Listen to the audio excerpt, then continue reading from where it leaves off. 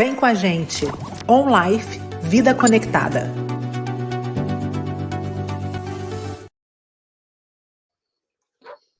Olá, sejam muito bem-vindas e bem-vindos ao On Life Vida Conectada. Esse que é o nosso canal, a nossa sala de estar, nosso bate-papo, onde a gente fala sobre comunicação integrada, onde a gente traz uma série de conexões, de reflexões sobre como é essa vida nesse mundo hiperconectado. E esse nosso espaço que você pode ver no Instagram, no YouTube, ouvir no Spotify e sentir aonde você quiser.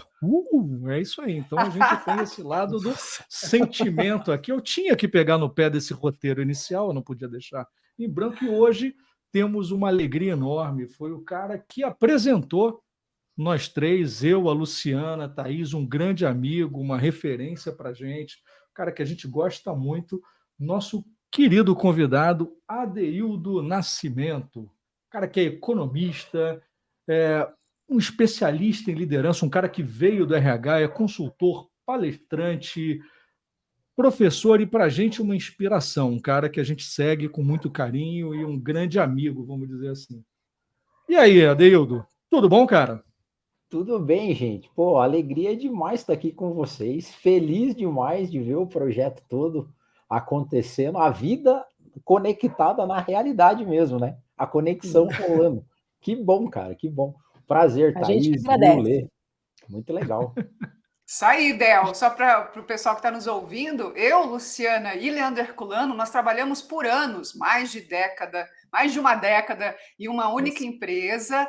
Trabalhamos quase juntos em departamentos diferentes, mas a gente não se conhecia. A gente veio se conhecer através do Adeildo, viu, gente? Olha aí como as conexões são importantes e mesmo as que são no offline, no online, a gente tem que considerar todas aí, não é, Del?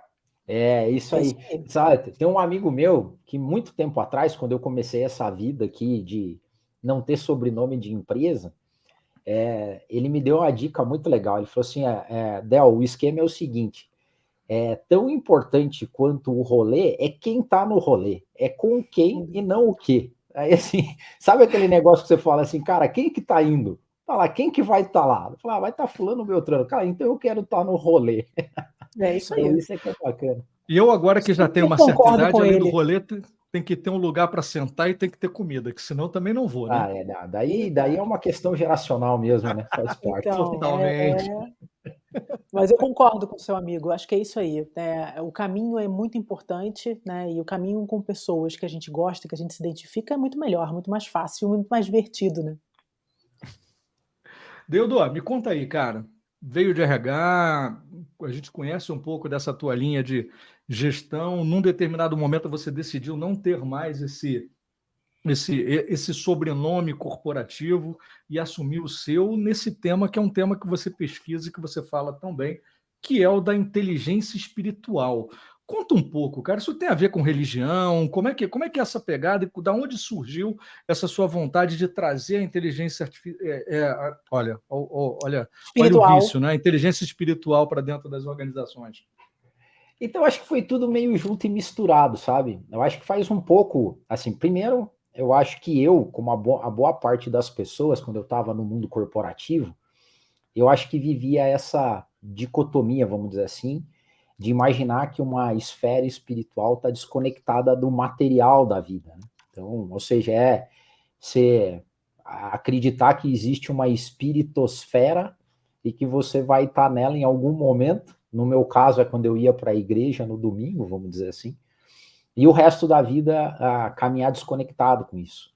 2011, eu acho que foi um momento na minha vida, na vida de nós todos aqui em casa, que foi quase uma epifania, assim, sabe?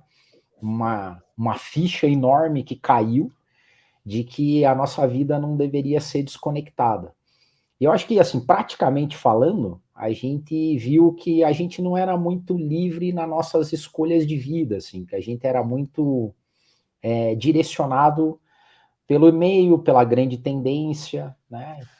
Então, eu acho que foi um momento de redefinição, de discutir isso, de olhar para o futuro com um olhar diferente E não tinha, a princípio não tinha essa busca de conectar os dois mundos, né? Mas quando a gente definiu prioridades em 2011, então assim, em 2011 a vida começou a ter prioridade da carreira, vamos dizer assim, do trabalho. O trabalho não poderia, o trabalho profissional corporativo, ele não poderia ser um fim em si. E do jeito que eu estava vivendo naquela época, ele era um fim em si, porque ele tomava parte das decisões em casa e de vida. Então, quando a gente virou essa chave, eu comecei a olhar para o lado da espiritualidade de uma outra forma que até então eu não tinha olhado, sabe? Então, eu acho que quebrou essa dicotomia de que espiritualidade, trabalho, emoção, vida, você tem que tratar isso de uma maneira compartimentalizada. E na época eu não tinha conectado isso com nenhuma teoria, nada. Foi meio, de novo, foi um movimento talvez epifânico e de pensamento. Só que eu sou um cara curioso, cara. Eu gosto de ficar fuçando, lendo, aprendendo, escutando. E eu me deparei, lá em 2013, se não me engano, com os primeiros estudos sobre coeficiente espiritual. E eu nunca tinha ouvido falar sobre isso. Então, quando eu ouvi o termo QS, coeficiente espiritual, cara, imagine, cara, eu quero, o que é isso? Aí eu fui ler, fui pesquisar, e eu comecei, aquele dia, a entender efetivamente, agora talvez, isso ainda não é uma ciência, né? Tem não tem comprovação científica, né? Então, que deixe bem claro, porque tem muito aventureiro aí dizendo que é ciência, mas não é ciência. Então, você tem axiomas, você pode ter intuições, mas não é científico, ainda. Mas já existem estudos, principalmente de neurociência, de que a plasticidade do cérebro comece a comprovar, talvez, que o ser humano é um ser único. Olha aqui, que espírito, mente e corpo estão praticamente conjugados e não se dissociam. Novidade. Então aí, quando eu comecei a olhar por esse prisma, cara, eu comecei a conectar um monte de coisa. Coisas que eu ouvia na igreja, coisas que a minha criação cristã me trouxe, coisas que eu aprendi no mundo do trabalho, na psicologia, Legal. na filosofia, no estudo das religiões. Daí eu falei, cara, pô, que universo maravilhoso isso. E ao longo do tempo isso começou a referendar como eu me enxergava no mundo como profissional. E aí o que eu fiz só? Foi olhar tudo isso, né, esse grande leque de espiritualidade, de coeficiente espiritual, com o recorte do mundo do trabalho, que foi o meu laboratório, porque eu trabalho com recursos humanos há quase 30 anos, sempre vivi essas relações humanas no mundo do trabalho, e aí eu fiz esse recorte, e de lá para cá tem sido, cara, uma aventura fantástica e maravilhosa falar sobre todos esses temas. Adeildo, você falou agora sobre como foi o teu processo interno e também familiar de entendimento desse coeficiente espiritual.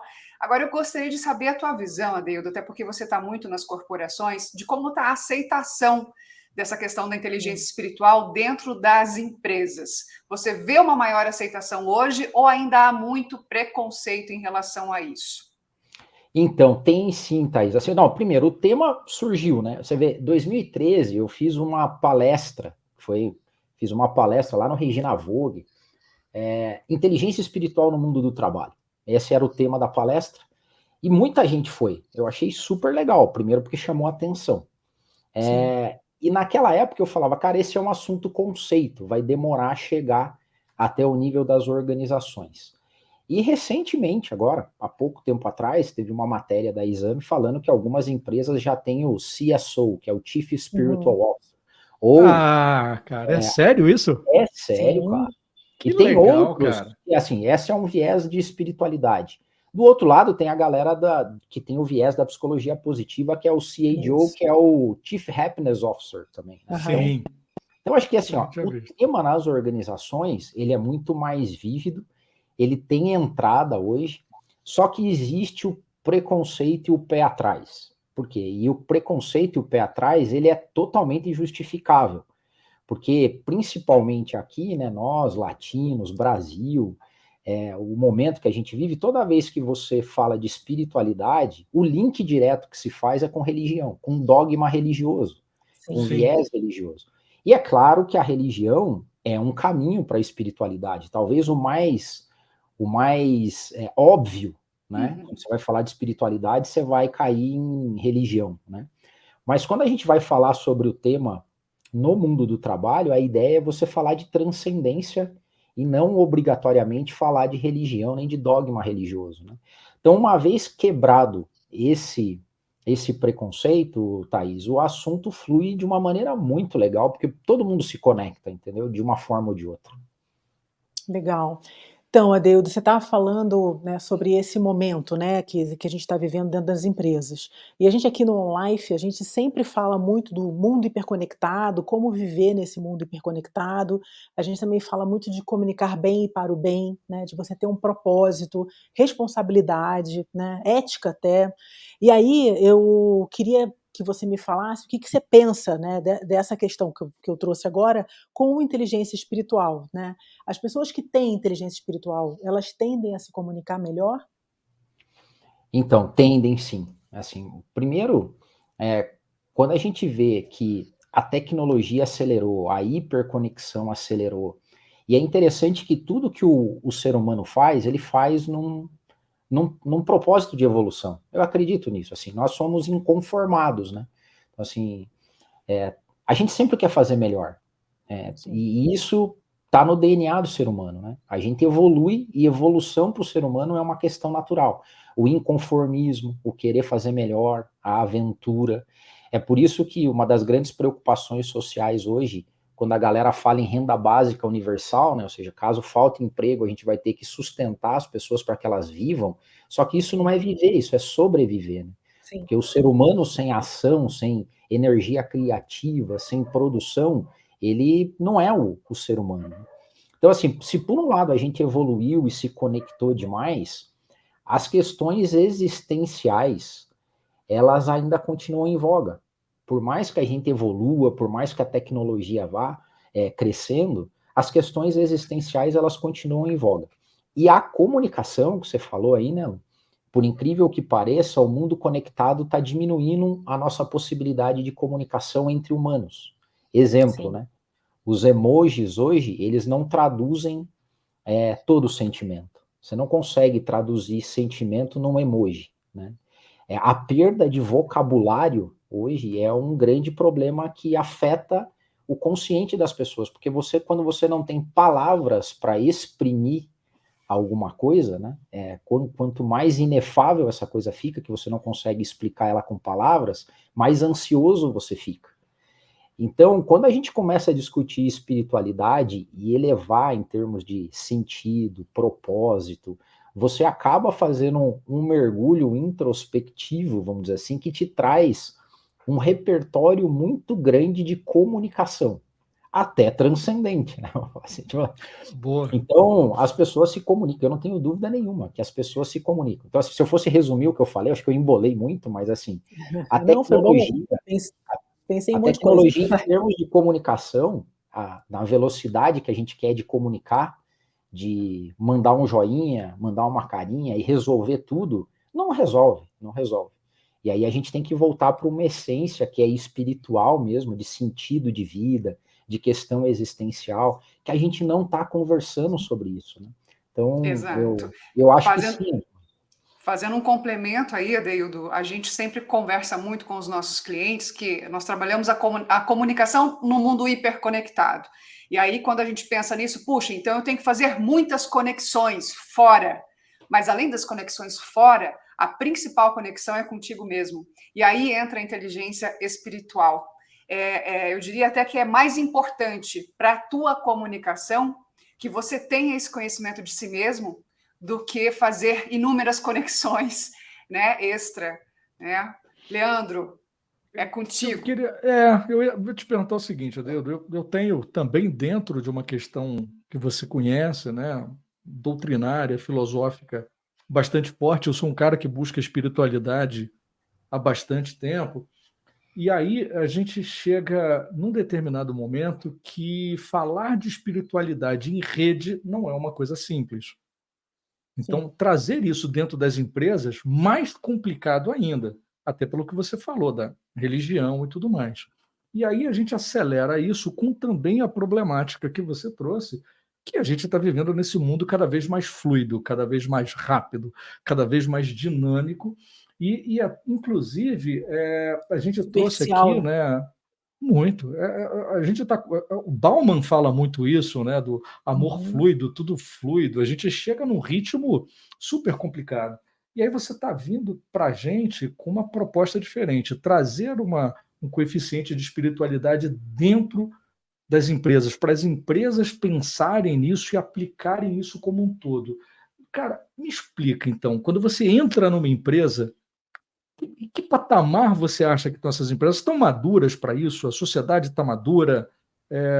Como é que você traz isso? Como é que é na prática esse teu trabalho de trazer essa questão da espiritualidade dentro de um projeto seu? Posso só complementar, Adeudo, antes de você responder? Não, claro. Vocês fazem, né, quando o grupo, né, a tua empresa, quando chega numa empresa, vocês fazem um diagnóstico primeiro para entender como é que está o nível de espiritualidade ou não? Então, ainda não chegamos nesse nível, Luciana. O que eu tenho trabalhado hoje é com o nível de desenvolvimento de cultura. E a gente faz o diagnóstico da cultura da organização. Legal. Então, a gente não chega a fazer um diagnóstico de nível de espiritualidade na organização. A gente consegue, sim, fazer isso com a pessoa, com o dono. Então, tem casos muito bacanas hoje de alguns clientes meus que são espiritualizados, vamos dizer assim, que têm isso como foco. Ou seja, eles acreditam tanto numa transcendência, né, que eles querem colocar a empresa deles a serviço de um propósito mais transcendente, se a gente fosse colocar assim. Então, cara, que assim, a minha empresa está a serviço de Deus. Isso aí. Isso. Ou está a serviço você pode dar o nome de Deus que o cara quiser, né? Mas, o cara assim, quiser, claro, mas ele coloca isso nessa transcendência. Uma força maior, né? Uma força maior. Ele tem, assim, e basicamente, né, que é um dos referenciais também de QS na aplicação para o mundo do trabalho, que é uma lógica de prestação de contas. Então, quando você, por exemplo, faz hoje um viés ESG, que a gente também está trabalhando nisso, né, que é mapear qual que é o nível do S do SG, a gente criou uma métrica para isso, para ver qual que é o nível do social da sua empresa. Legal. O ponto máximo do social seria o give back social, né? O fato da minha empresa existir faz bem para a sociedade, ou ela retorna para a sociedade. Quando você vai investigar do dono, porque isso é do dono, né, do fundador, do dono, do presidente, você vai acabar, às vezes ele até sem saber, traços de coeficiente espiritual nele, atributos de QS. E outros, eles buscam isso, sabem o que querem e querem buscar esse tipo de coisa. Então, o diagnóstico é da empresa, mas quando a gente fala de QS, a busca é pelo dono ou pela pessoa que comanda, vamos dizer assim, né? Então, acho que é nessa linha. E aí, desculpa, pode continuar. Não, é que daí o que o Leandro perguntou, né, como é que a gente entra, né, assim, um dos feedbacks, cara, que eu tenho muito orgulho, assim, de receber, fazendo palestras e workshops, e isso é recorrente, então eu quero crer que seja sincero, é que a maior parte das pessoas diz o seguinte, assim, olha, eu gosto quando você fala aqui na empresa, porque você consegue traduzir conceitos complexos de uma maneira simples da gente entender. Então eu acho que, assim, a analogia, a ação prática para explicar conceitos mais profundos, ela é o grande caminho, né? Então, assim, para você reconhecer uma pessoa inteligente é aquela que tem a capacidade de contextualizar um problema. Ela tem, sabe, isso aqui é um problema. E aí ela é inteligente porque, além de contextualizar o problema, ela oferece uma solução para o problema. Então, você pode dizer, essa pessoa é inteligente. Então, se ela é inteligente em termos matemáticos, por exemplo, ela consegue entender a equação, falar, entendi o problema, e a solução é essa. Então, quando a gente vai falar de inteligência espiritual no mundo do trabalho, a primeira coisa que eu faço lá, contextualizar o problema.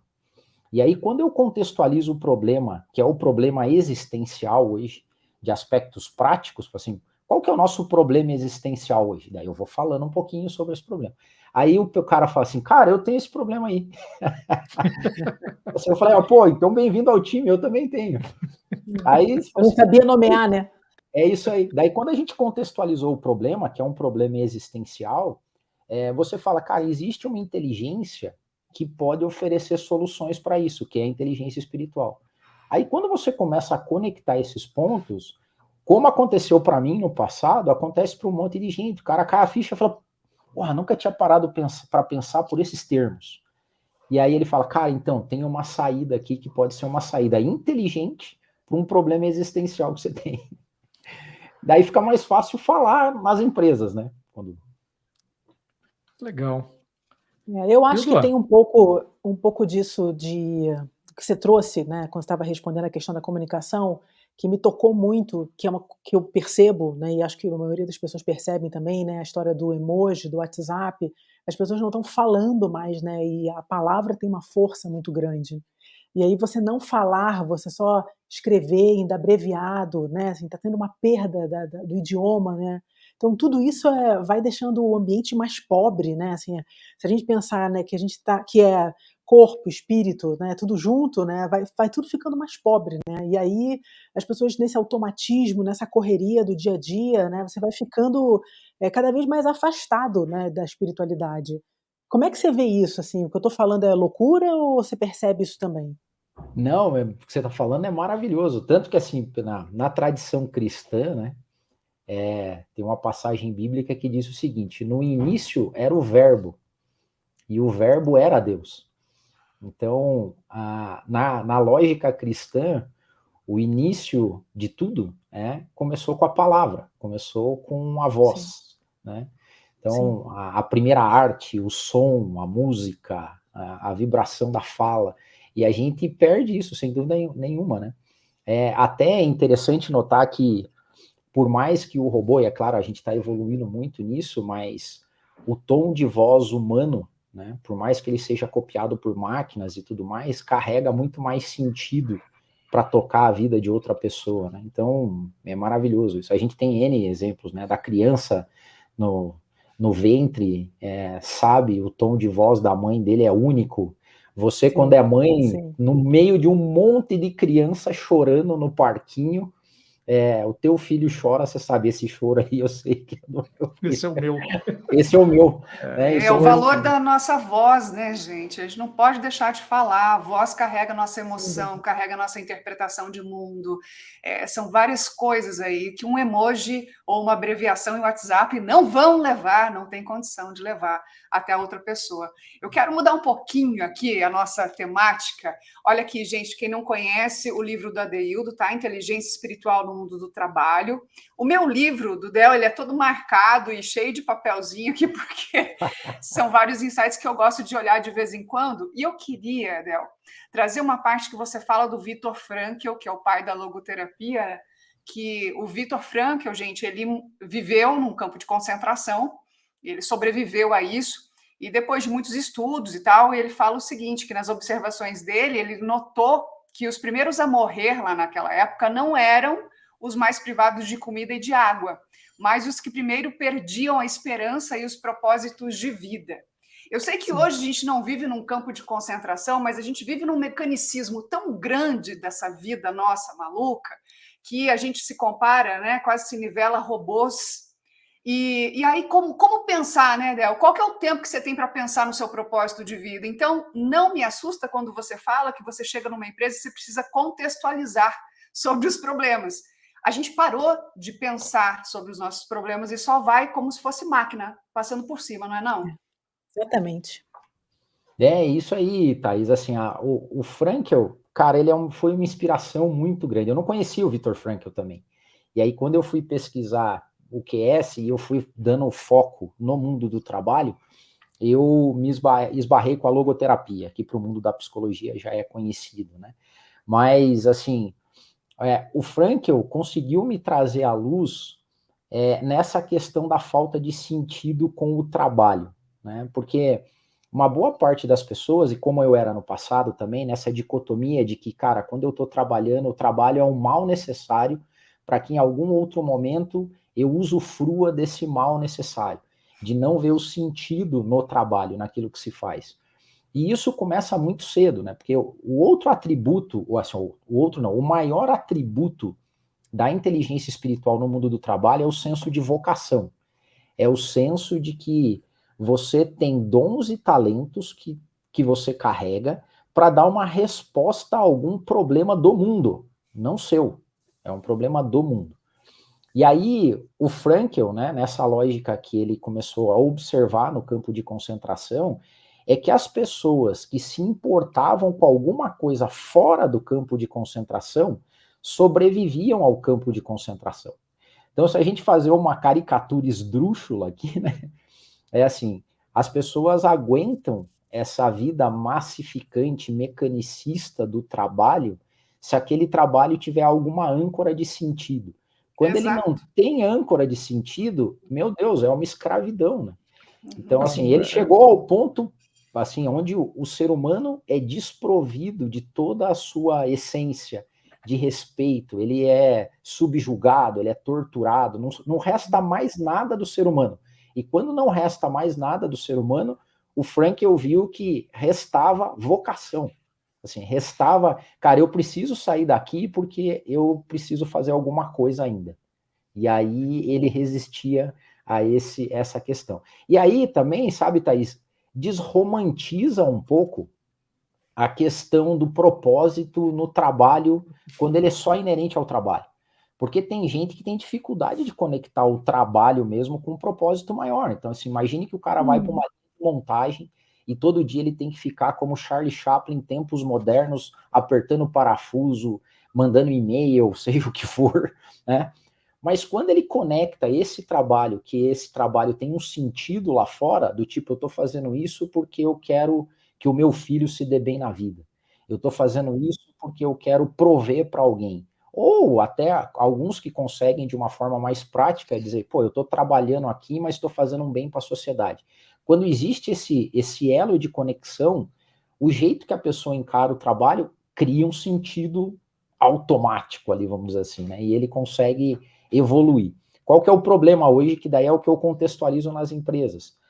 Quando a gente foi buscar sentido de vida no trabalho só através de poder, crescer na pirâmide hierárquica, dinheiro, vou fazer isso porque eu quero ganhar mais, e fama, você, se não cuidar, você se desvia do sentido maior, e daí você se perde, né?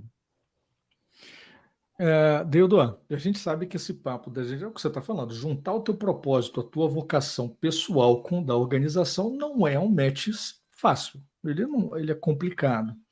Mas eu acho que você fez um match muito legal na tua carreira. Lá vou eu virar todo o papo de novo, porque você fez um match do teu propósito com a tua empresa. Hoje você tem, e você é sócio de alguns projetos, inclusive, e tudo mais.